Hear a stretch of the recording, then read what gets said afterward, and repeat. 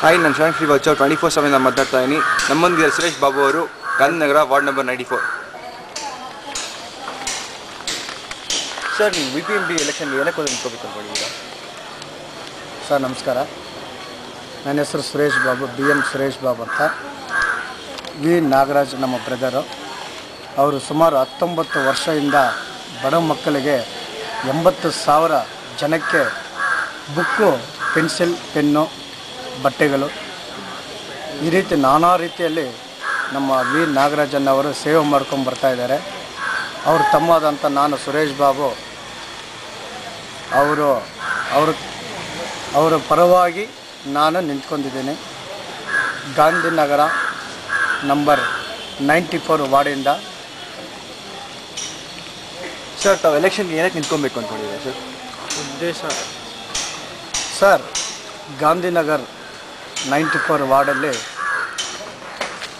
ಸುಮಾರು ಎಲ್ಲ ಜನ ನಿಂತ್ಕೋಬೇಕು, ಆಸೆ ಬೇಕಂದರೆ ಜನಸೇವೆ ಮಾಡ್ಕೋಬೇಕನ್ನೋದು ಉದ್ದೇಶವಾಗಿದೆ.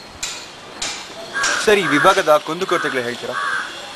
ಸರ್, ಈ ವಿಭಾಗದಲ್ಲಿ ಸ್ಲಮ್ಮಲ್ಲಿ ಮೂಲಭೂತ ನಾಗರಿಕರ ಸೌಲಭ್ಯ ತುಂಬ ಜಾಸ್ತಿ ಇದೆ. ನೀರು, ಚರಂಡಿ,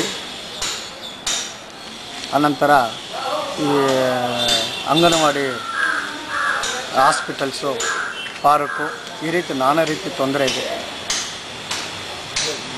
ಅದಕ್ಕೋಸ್ಕರ ಕೆಲಸ ಮಾಡಬೇಕನ್ನೋ ಉದ್ದೇಶದಿಂದ ಇದೆ ಸರ್. ಸರ್, ತಮ್ಮ ಮುಖ್ಯ ಉದ್ದೇಶ ಮತ್ತು ಗುರಿಗಳು ಹೇಳ್ತೀರಾ ನನಗೆ? ಸರ್, ಇದು Bengaluru city, Gandhinagar number 1 out of city. ಬೆಂಗಳೂರಲ್ಲಿ 94 ವಾರ್ಡು ತುಂಬ ದೊಡ್ಡದು, ಒಳ್ಳೆಯ ಕ್ಷೇತ್ರ, ಇನ್ನೂ ಮಾದರಿಯಾಗಿ ಮಾಡಬೇಕಂತ ನಮ್ಮ ಉದ್ದೇಶ ಸರ್.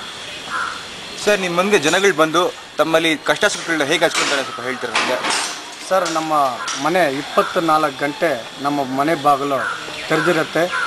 ಯಾವುದೇ ಕುಂದುಕೊರತೆಗಳಿದ್ದರೂ ಕೂಡ ನಮ್ಮ ಸೆಲ್ ಫೋನ್ ನಂಬರು, ನಮ್ಮ ಮನೆ ನಂಬರು, ಹಾಗೂ ಯಾವುದೇ ಟೈಮಲ್ಲಿ ಫೋನ್ ಮಾಡಿದ್ರು ಕೂಡ ನಾವು ಅಟೆಂಡ್ ಮಾಡ್ತೀವಿ. ನಾವು ಸುಮಾರು ಬ್ಲಡ್ ಕ್ಯಾಂಪು, ಬಡವರಿಗೆ ಹಾಸ್ಪಿಟಲ್ ತೊಂದರೆ, ಬ್ಲಡ್ ಇತ್ತು ತೊಂದರೆ, ಹಾಗೂ ಓಲ್ಡ್ ಏಜ್, ವಿಡೋ, ಹ್ಯಾಂಡಿಕ್ಯಾಪ್, ಪಿಂಚನ್ಸು, ನಾನಾ ರೀತಿ ನಮ್ಮ ವಾರ್ಡ್ಗಳಲ್ಲಿ ಸೇವೆ ಮಾಡ್ಕೊಂಡು ಬರ್ತಾಯಿದ್ದೀವಿ ಸರ್. ಸರ್, ತಾವು ಆಡಳಿತಕ್ಕೆ ಬಂದ ಮೇಲೆ ಏನೇನು ಮಾಡಬೇಕು ಅಂದ್ಕೊಂಡಿದ್ದೀರಾ ಸರ್? ಸರ್, ಆಡಳಿತ ಬಂದ ಮೇಲೆ ಒಳ್ಳೆ ಸೇವೆ ಮಾಡಬೇಕು.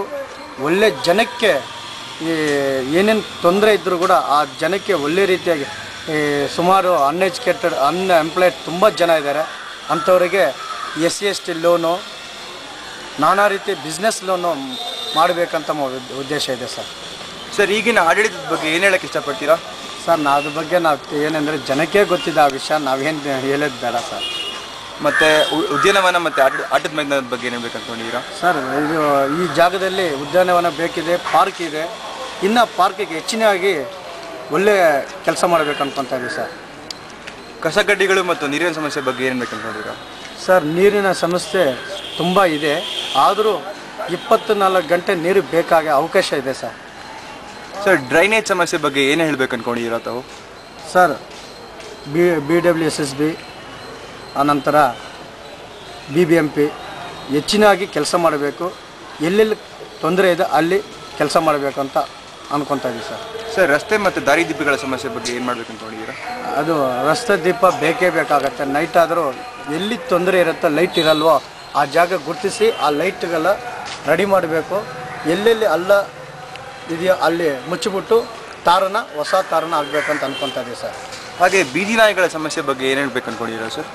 ಸರ್, ಬೀದಿ ನಾಯಿಗಳು ಅದಕ್ಕೆ ಯಾರಿಗೂ ಗೊತ್ತಿರಲ್ಲ, ಯಾರನ್ನ ಕಚ್ಚಬೇಕು ಯಾರನ್ನ ಕಚ್ಚಬಾರ್ದಂತ ಗೊತ್ತಿರಲ್ಲ.